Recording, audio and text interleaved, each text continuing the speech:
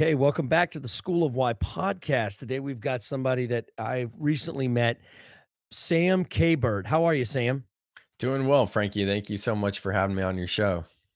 Yeah, man, I've been excited. I've been looking forward to finally getting to chat with you. You know, you and I have share a lot of the same passions and I think purpose with really having this deeper drive to help others and not just be a traditional entrepreneur. I know that you've done a lot of things in your life. You've had a lot of success. But you're at a place right now how old are you, Sam? 34 in a few days. 34, okay, so Yeah, you got the old soul, right? Do yeah, people say that you've exactly. got an old soul? Okay. Yeah, so, Sam has written a book. Now you've written 4 books, and Mhm. the most recent one, is it called Soul Life Balance? Is that Yeah, right? it's called Soul Life Balance. Okay, yeah, and I was immediately intrigued by that title. Obviously, it's a play on words, for work-life balance. Mhm. And I've heard a lot of people say that work-life balance is basically a farce, like, it's not even achievable, really. It's kind of a ridiculous statement because they're not 2 things. In Yeah. reality, they're kind of one, and I don't know if that's kinda where you're headed with it. Tell me real quick, and the people watching and listening, what do you how do you describe the soul life balance, and what does that mean? Yeah, and we can start with kind of the programming and conditioning of society, even the phrase like work-life balance. I'm 34 essentially in a few days. And I remember in high school, work-life balance becoming like into my awareness, that being something that was talked about a lot. And, a lot of us were like, oh, I don't want to work at a desk job. I want to be able to have some sort of career where it allows for work life balance and really enjoy my life. And what's so interesting Well, what you just said desk job, I love that. So, about basically, they're saying that they wanna be able to work while they're just living. Like, so going well, to the desk was what was making it, like, not Well, no, balanced? like I remember, I didn't want a desk job. When I was in high school, like I was like, I don't know what I'm going to be doing with my life, but my goal is to show up to work with board shorts and sandals. Like that, that is my goal. Whether it's on the lake and it has to do with like boating and wakeboarding, or if it's because I'm an entrepreneur and that's what I built, and I don't need to like show up to an office. And that just seems terrible to show up at an office and be inside and be at a desk. Like what kind of life is that? If we really think about it, Mhm. we have 24 hours in a day. Most people want to get at least 8 hours a day. How many people are actually? But just say you spend 8 hours of your day sleeping and 8 hours of your day working, then that leaves another 8 hours. Now, before the pandemic, I almost said pandemic. Before the pandemic, maybe We're trying to pandemic. stay we're let's stay non-political, but we get what you're saying. Yeah, that's a Freudian slip right there for sure. Mhm. Anyways, though, the whole Literally. idea is like before the pandemic and everything and the lockdowns, and now that things have reopened, even though most people still, a lot of people are working from home, so many people would spend at least 2 hours in traffic. So that leaves like 6 hours. So you could keep like drilling down and see where you spend your time, but clearly most people work 5 days out of the week versus 7. So the majority of your life is spent working. And it's for what? For what, right? If you really look at the industries we have, I come from the swag industry. I started my business 12 years ago. That's promotional products, swag, branded merch, things like Yeah, yeah, that, yeah. anything with the logo on it. And I mean, we're just creating more consumerism and materialism, right? So I went through a numbing depression, and then I drank this plant medicine called ayahuasca. And through a spiritual awakening, I kind of saw my role in everything and was like, I'm done. I don't want to play this game anymore. And with that came this notion of soul life balance, which I'll go back to the programming now.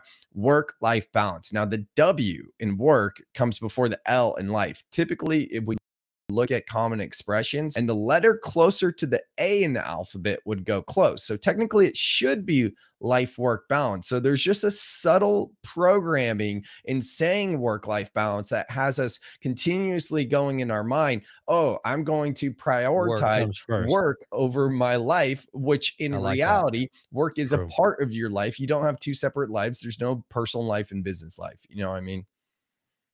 So Wow. Yeah, high I up. think that's interesting how you put that, and I can see why the, corporate companies sometimes are like, love having you come in because 'cause you're like, "Nobody wants to work these jobs." Yeah, I know, right? I That's, love it, yeah. You're but it's really the truth. inspirational about that, but I know what you mean, and I mean, the Yeah. truth is, I went to a, Inc. 500 conference, years back. It might have been the first one I ever went to, which would have been probably 8 or 9 years ago, and, it was interesting 'cause, the Zappos CEO got up and I had just uh, gotten to this status of, like, fastest growing companies in America for one of my first companies that got on the list, and I remember getting there thinking, like, "This is supposed to be like a party, celebration, we made it, this is it, like, let's all just, like, basically, like, pat each other on the back and be awesome together," and that one of the first things I heard was this guy saying that, "Your profits are for your employees, your shareholders, and your community." And nowhere in there did he say CEO, so it's like, "Okay, this is interesting, I don't know about this conference," but then the Zappos guy got up and he said he's, made a deal to where he'd pay $3,000 to anyone that quits. Hmm, That was how much he wanted to have people that were actually passionate about what they do stay. He's like, I will pay you 3 grand to quit." right. And apparently only 2 people quit. So it cost him about 6 grand, but it got everybody thinking differently about the fact that, like, understand this, if you don't like your job, I think there's this misconception that's where the companies actually want that, and because what is a Mhm, company, right? It's just other people, other leaders that are trying to, yes, have objectives that are driven by money for the most part, which makes it kind of this duality, right? So, mhm. I mean, how do you deal with that, right? You're focused on soul life balance. Obviously, you have to make money to be a business. And I talk about this too, but I kind of want your opinion. Yeah, Where do you totally. start on the balance? Excuse me. Well, No worries. I am an entrepreneur and I started my business in my senior year of college. And it's the same business that I've been running. So it's been 12 years now. And that is called Swagworks. I have a couple other businesses, but that's like my main thing. And I built it up to run itself. And I initially wanted to grow a huge company, have a lot of employees, and do the whole thing.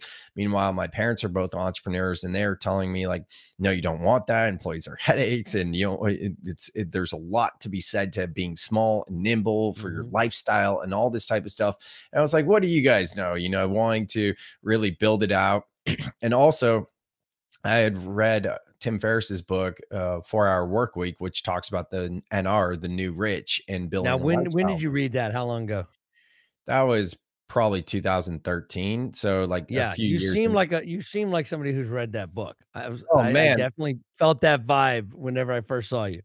Like, Yeah. he's definitely Like read that week, the 4 hour work week, right? my Bibles were like Think and Grow Rich. That was my Bible, but 4 Hour Work Week was there too. And I had tried over the years when I was building my business. Like, first of all, like in any business, I don't care if it's like a small solopreneur business or something big, it's going to take 2 to 3 to like 5 years to really get going. Like, it's not really gonna be that Yeah. overnight success in 1 year. So most businesses fail. We all know this, right? Because they don't get over that Mhm. hump of like the 3 year hump. So for me, like 3 years was when I started seeing some traction. And then 5 years was like, okay, I figured it out. Now it's time to scale this. So that's when Mhm. I started bringing on more employees and things like that. I won't go into the story, but I end up having reasons why the employee route didn't work. And then that's why I decided to bring virtual assistants into the business. I had gotten into podcasting in 2017 and I immediately was like, I don't want to do the audio editing. I'm in the branding industry. I'm very much like that Don Draper type archetype, from Mad Men. Right. That's the creative director. So I love creating things and branding and positioning and framing and all the type of stuff. So what comes with that is like graphic design. So when we started the podcast, it was really important to me to have a good looking website, to have a good logo, all that type of stuff.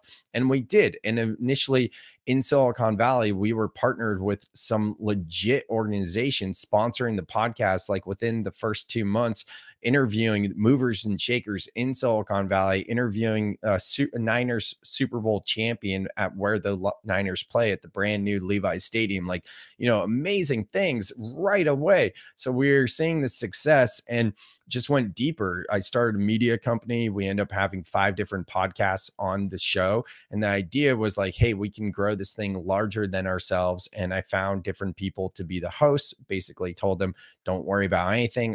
I'll handle all the back end logistics. All you need to do is show up and record. So I started working with virtual assistants more and more and more and really figured it out through the podcasts. Then I applied that to my business, Swagworks. So then I was able to build my business up to $1 million a year with no employees, just freelancers. And I was and am working less than 4 hours a day ever since like 2018. It's really just a couple hours. All I really need to do is sales activities. And I could, or arguably, take that off my plate too, because the formula is basically double down your strengths and outsource for your weaknesses. So my first book was about working with virtual assistants. I started a podcast called Clone Yourself about working with virtual assistants, had a coaching business. I also have a marketing agency that's a done for you version. So I've done a lot of different things. And through the spiritual awakening, that's like, to answer your question, how have I been able to maintain soul life balance? Because the idea in like theory sounds great, right? But then it's like, no, you Mhm. actually got to work. But it's funny to look backwards on my journey and be like, oh, like I had to do all these things to get to this point. And I'm the perfect person to be talking about this because it's not just fluff. I can also teach you how to get there outside of mindfulness and spiritual practices, but the practical stuff as like a business owner or even as an employee, if you want to leave your job and become a solopreneur or a freelancer or something like that. You know what I mean? Yeah, it's interesting because what I've found is that entrepreneurship, when I was young, I thought it was for everybody, and, it's definitely not. No, yeah. No, there's a lot of exciting things about it, but you actually have to have a little bit of a screw loose to be a good entrepreneur is what I've learned. You know, Yeah, if you for don't sure. like a little bit of the insanity and a little bit of the chaos and a little bit of the fear and anxiety, and that's not kinda your shtick, then yeah, entrepreneurship might not be your jam. But what's interesting is what I'm learning after being around like, startups, entrepreneurs, solopreneurs, large companies, corporations. At the end of the day, it's all the same principles, but it gets lost in translation the more people you add. If Mhm. you and so the companies that do really well are the ones that are really, really focused on some simple things that make it about elevating the human aspect of whatever it is that's happening, right? So the best companies are the ones that know that if they celebrate their employees and know that if they celebrate their people, they're going to get high outputs. But they make it about the people and they make it real, right? Not just like a happy hour once a month or Yeah, whatever. It's got to be more than pool tables and skateboards and happy hours. I think we all kind of went through that phase too, right? Everybody got a totally. pool table, a foosball table, and like cleared it out. And we're all trying to be we work. And we have you got to see the We Work Apple TV show yet? Yeah, We crashed. I'm seeing that in my mind's eye right now because I was watching a few weeks ago as you speak. So yeah. Yeah, exactly. We crashed. So how do we avoid we crashed again? And I think it boils down to like not losing sight of that, which is easier said than done. And I Mhm. think you actually probably more than you even realize have an important message to um more than just the entrepreneur. I think the obvious thing for guys like me and you is that we're going to be able to really connect with the entrepreneur. But the truth is a lot of the entrepreneurs out there, they kind of have already discovered some of the same things we're discovering. Mhm. There's a whole group of people that and I was talking with Greg Scheinman this week, on a podcast, and he does Midlife Mail, and he was saying how, like, there's definitely certain people who their best case journey isn't entrepreneurship. It's in a company, and finding what that looks like, where it's not just like, "Here's another one for you, Severance." Have you seen that one? Yeah, yeah. Wow. I'm actually Wow, thinking about right. doing a whole series just on Severance. My brother and I were big into it, and, Oh my gosh, there's a lot to unpack there. So That's much. kind of the extreme example of not having life work balance, soul life balance, right? We should explain Is that that what you were for thinking? we should explain that for people that haven't, heard of that Yeah, show or how seen it. would you explain it, with in a couple Severance, of minutes? it seems like it is, it's a show where they're basically able to get inside the brain and kind of rewire the brain so your presence kind of goes offline when you go to work, and then it kicks back up when you clock out and you go home. And in your Mhm. personal life, you know absolutely nothing about your work life, and your work life, you know nothing about your personal life. And I actually wrote a blog about this recently, where like the myth of personal life and business life or work life, and how Mhm. you're just living one life. And I was like, unless you've seen the show Severance and you've had that procedure, then you Exactly. literally do have two different lives. But yeah, that one's really thought provoking for sure. I I like mean, that like, show. I cannot I mean, they talk about started off, I didn't know where it was going, but Right. I'll try just about if it's Apple TV, right? But or Apple Plus. Man, I I was it was the first time that I was, like, really, really moved by a finale in a long time, and I was like, Mm, "What the" I mean, edge of my seat. And I think it's because somewhere halfway through watching that show, that series, I realized how much this is a life I've lived and how much a lot of what I put into Breaking Why and the School of Why concept of what to avoid is in that damn movie. And I think you're in almost the same boat. Like your passion and purpose, I think, while it looks a little bit different, I think that you focus a little more on the spiritual side, which is I actually do focus a lot on the spiritual side myself, although it doesn't end up in the books as much, right? mhm, My mhm. books are more focused on the emotional side, I would say, than the spiritual side, but either way, it's all both emotional or spiritual are things that no one's leading with in the corporate world, right? Nobody's Yeah. gonna kinda lead with that, like, "So, how do you feel today?" Or like, or, what do you do with the feelings?" And, like, how to use the negative feelings as opportunities, how to what to do with the positive feelings, what to do with no feelings, right? Or whatever, so I think that that's all part of it, and realistically, I mean, that's you have to have a program of sorts, I guess, to find that soul life balance. I mean, what's a good starting point, do you think, for people that they're stuck or they're Yeah, just starting up and I think it's more the stuck people, right? You probably for do sure. well more with people that are stuck than even starting up because starting up doesn't Yeah, really know how much they need this. it is a stuckness. It's like this feeling of like, oh, there's something more. Like, you know, that feeling of Groundhog Day where it's like I'm doing the same thing over and over again. And then you might not even be familiar with the term synchronicity as I say it now. And I Mhm, didn't know that word before, but they're like these little miracles. There's these things that you can't explain essentially. And for me, it was and starting to shouldn't ignore. and shouldn't ignore, exactly, Yeah, yeah, it was we call them the whispers, right? You know, and they say if the I whispers like that. if you ignore the whispers, they become shouts, and then if you ignore the shouts, they become screams that you can't ignore.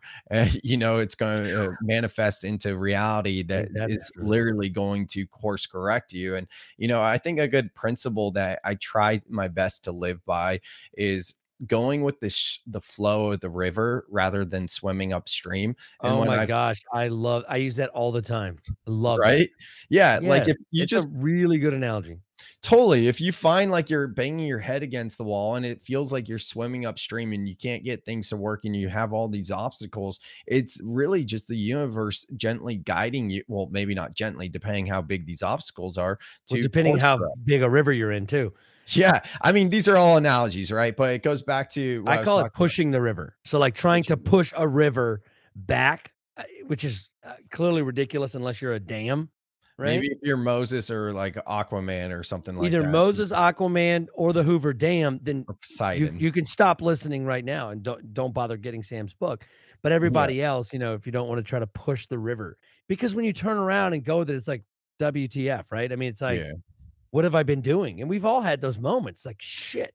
But the And it's difficult getting more part mindful and having those like having that catching that earlier, I think is what you're talking about with the whispers, right? Yeah, yeah, yeah, exactly. So this is, I teach yoga now, and I never would have thought I would be a yoga teacher, not in my wildest dreams. And through synchronicities, I found myself signing up for yoga teacher training last December in Costa Rica. And I went to it being like, this seems like a good thing for my own soul development and something that I'm feeling called to. I'm just going to follow this, but I do not want to teach yoga.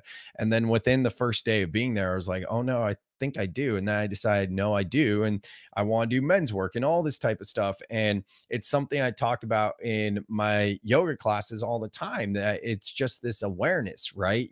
Through meditation, the moving meditation that is yoga. It could be journaling, reading, earthing, just walking around with your feet off, and now that summer's coming and it's starting to get warmer in most places, things like that, even sun gazing, where you start to slow down. And the more you do these practices, then it starts to really just happen naturally in conversations, as opposed to like thinking about what you're going to say next in a conversation with someone. You can drop into more presence. And when you have this awareness around your thought patterns, you're able to change your life in an instant. And the reason is, Dr. Joe Dispenza teaches us that more than 80% of our thoughts are the same as the day before. So if you're caught in a negative loop, which unfortunately most of the Interesting. programming and conditioning of society is to keep you in a limited state, so many people are caught in negative feedback loops, you're reliving that life day over day over day, because the mind is in this thought pattern that's as the same as before. Now, when you bring Wow. yourself to awareness, there's nothing to like really chase and be like, oh, I want to change this about my thought patterns, or I want to do this, whatever. It's like, no, in this moment, I'm catching that negative thought. It doesn't have to be meditation, just in a conversation or anything. And then that's your chance to rewire your neural pathways yourself. Yeah, and it's so crazy because I feel like just about every religion talks about stuff like that. Hmm. This idea that you need to renew your thoughts, or you need to take every thought captive and all this and that. And it's really incredible when you are able to see the science mirrored up with some of these like old religions that have all these texts, Buddhist, Hindu, Christianity, Muslim. A lot of them have the pieces of this. They didn't know how to put it into context, and they didn't have the science behind it. But it's interesting how science has kind of caught up with some of these super old ideas that actually are really, really healthy. Hmm. And it all kind of comes full circle, because in the end, it's like I think sometimes, so many times, what you said about the whispers, I think is big. I keep wanting to come back to that because to me, that's what I call like kind of checking in with myself Yeah. and like looking at what it is, because that's really the only shot I have. It's kind of like cancer, right? Like cancer is one of those things that the only real way to cure it is to prevent it and to Hmm. keep an eye on like on the signs of it, or to catch it early. Obviously, catching it early is usually the most curable way. And I think if you think about my spirituality, or I think about my my emotional well-being, or my mental state, um the same way I think of my physical state, then I'm going to have to catch stuff earlier. I'm going to have to avoid it or altogether by doing preventative things. And it's not easy to do because you don't have to listen to those whispers in order to get through the day. It's the Hmm. same thing I talk about with why. You can ask what you have to ask: what, when, where, how often, to what extent, when it comes to how I'm going to survive the day. Hmm. You can survive your whole life without ever asking why. You Yeah. really can. Now, it's not a great existence, but you'll survive. Might not thrive much, but I think it's the same thing you're talking about. If with the whisper, yell, scream, it's so important. So, all right, before we close, I want you to give the people that are watching or listening to this, what's one practice or two that you when you first meet with somebody who wants what you have, they want to get to that place where they've got soul life balance. What are one or two things they can walk away with today that they can use to start that process? And maybe it's how to either hear whispers, or what do I do with the whisper, stuff like Yeah. that. We can go on both sides, like maybe do two things and one thing be practical and like in business and the other be spiritual. So for the practical thing, and this really applies itself really well for entrepreneurs or anyone in executive or management positions, and it's to do a simple exercise of jotting down your projects and tasks and then really looking at those. Like get most of them as many as you can on a piece of paper. I have a worksheet that can help you with this, where basically you jot down every task and project that you do for a day for 2 weeks. And like no one likes doing it, but when you do that, it really shows you where you spend your time, because we think we know where we spend our time. It's like, oh, okay, I do this, I do that, whatever. But when you actually do it in the moment, even if your calendar said one thing and then you end up doing something else or whatever it might be, you're able to see where you spend your time. Now, after that, you can start to prioritize it. And is this something that I actually need to be doing? Does this require my specific skill set, or can I get this off my plate? Because I look at it from an entrepreneurial point of view to get everything off my plate, right? I want to have a business that runs itself, a well-oiled machine, without me Mm. working in the business. So by doing this, you're able to put everything on paper and create a plan from there to create more time where you will have more soul life balance. So that's very 3D in life, obligational and business and work and I all like that. that. So basically, a practical thing is to kind of inventory the tasks and priorities that you're doing so that you can then kind of map that out, see where your percentages of where your energy is going, and then start to whittle that down based on things that are not best suited for you and what you're capable of. Is that kind of what I'm hearing for like a That's practical? exactly it. Yeah. And you're 100. saying the sample should be at least 2 weeks, 1 to 2 weeks, or should it be longer?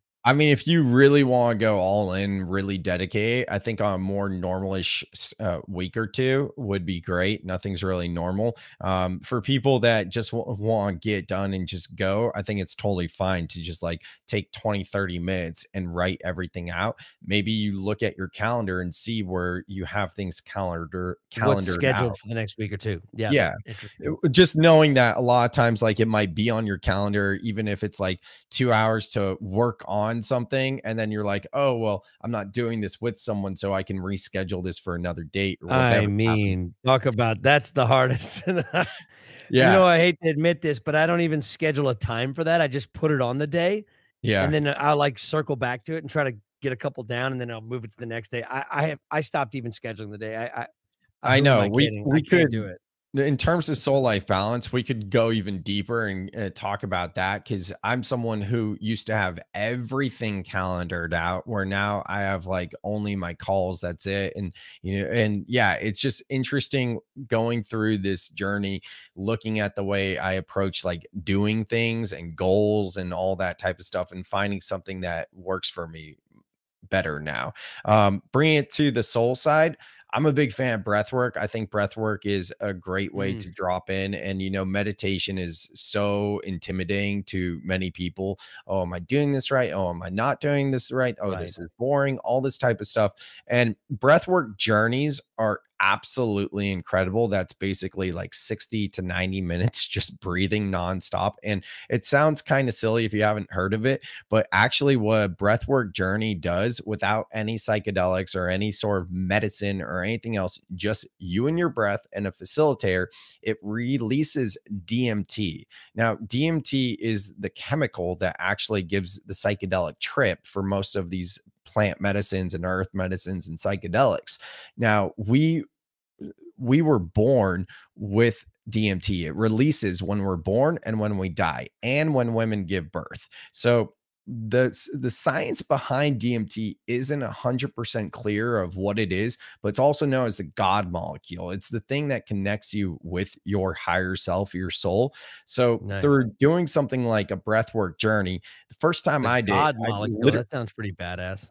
oh, we could keep going. Yeah. So I'll just finish this real quick though. But yeah, so the first time I did breathwork journey, no psychedelics or anything else, I was vibrating so hard. I thought I was, and I make this sound like very violent and whatnot, but it's just the truth. I was vibrating so hard. I thought I was having a seizure and going to die. The facilitator helped me breathe through it. And afterwards, I literally felt reborn. It was as powerful as a psychedelic journey with just my breath. Now, I'm not suggesting Wow. that people go out and do this. What I am suggesting though is like a 3-minute breathwork routine. And for anyone that's done like yoga before, they'll know what I'm talking about. A lot of times, teachers will lead a yoga class, either starting or ending, like holding one nostril, breathing through the other. It's called alternate nostril breathing or box breathing, where you breathe in for about 3 seconds, you hold the breath for 3 seconds at the top,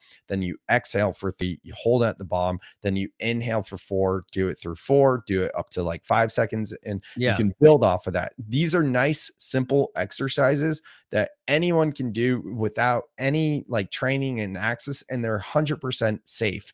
Now, the other one that goes a little bit deeper. This one I won't get into this much, but it's also like a 3 to 5 minute practice. You basically go, so it's an inhale through the nose and an exhale through the mouth. And you do 10 counts of that, then a hold for 10 seconds, then 20 breaths like that, a hold for 20, then 30 breaths like that, and a hold for 30. By the end of it, you have just like this slight euphoric feeling that just like drops you into presence and is like going to wake you up like that versus how coffee will wake you up. And something like Wow. that is like just a great way to implement into a daily practice. Gosh, I love that, man. Thank you so much. Because I think sometimes people think that it's gotta be this big monumental like change in order for me to like break through to the other side, if you will. And I think Hmm. what we miss is that it's the whispers, it's the small thing, it's the breath. And it's hard to believe until you actually step into it. But just inventorying, which allows me to get honest, and meditation, which allows me to get centered, Hmm. honesty and getting centered, those are pieces that allow me to get into the present and put me in a unique emotional, spiritual, physical, space that is amazing. And I think so many people do all this other shit to get there, all these other substances, and really it's right there and it's simple, but it's like sometimes I naturally overcomplicate it, you know? Yeah, So that's I what we like do. that you're You keeping know. it simple, you know? Thank you. Well, this is awesome, man. Well, we're out of time, but I wanted to give everybody an opportunity to really check you out. Where do they do that? What's the easiest way? Easiest way is samkabert.com. It has everything there. That's SAMKAB as in boy, ERT, Sam Kabert, my name.com. And yeah, there you can find links to my podcast called Soul Seeker, my various businesses. I have another one called Clone Yourself that teaches you how to scale your business with virtual assistants and kind of what we were Nice. talking about, the tasks and things like that. And then my book is called Soul Life Balance. The subtitle is A Guide to Igniting and Integrating Spiritual Awakenings. You can find more information on that at samkabert.com. It's available on Amazon and all the good things. Working on the Audible now, and that's really the main source, just my personal website. I love it. Yeah, I'm in the middle. I was supposed to get Audible done 2 months ago myself, so I know what that feels like. It's just like it's like Yeah, there's always something to move that out of the schedule. But yeah. anyway, so And then I Sam, got you were COVID, awesome. and it was a Oh nasal no. it wasn't really COVID, it was a nasal Yeah, because congestion, and I yeah, couldn't do anything, so I was like, "Oh, man, this would be a great time to yeah, but you do the sound like audible, shit. but I don't sound right." Yeah. Because you do, yeah, I do my own recording Yeah, as of well. course. Yeah. But wow. Well, Sam, you were a great guest. I can't wait to chat with you more. And Same. let's stay in touch and when you get a chance, let me know when you're gonna be around this area. I'd love to kind of catch up in person. Absolutely, brother. Thank you so much for having me on your show. All right, man. Take it easy.